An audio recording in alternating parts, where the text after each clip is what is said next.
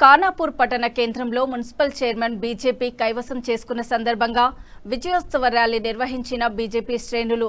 స్థానిక కొమురం భీం చౌరస్తా నుండి ప్రారంభమైన బీజేపీ విజయోత్సవ బైకు ర్యాలీ పాల్గొన్న బీజేపీ రాష్ట్ర అధ్యక్షులు రామచంద్రారావు, బీజేపీ జిల్లా అధ్యక్షులు రితీష్ రాథోడ్, ఎంపీ గోడం నగేష్, ఎమ్మెల్యేలు పాయల శంకర్, మహేశ్వర్ రెడ్డి, ఖానాపూర్ నియోజకవర్గ నాయకులు, కార్యకర్తలు పాల్గొన్నారు.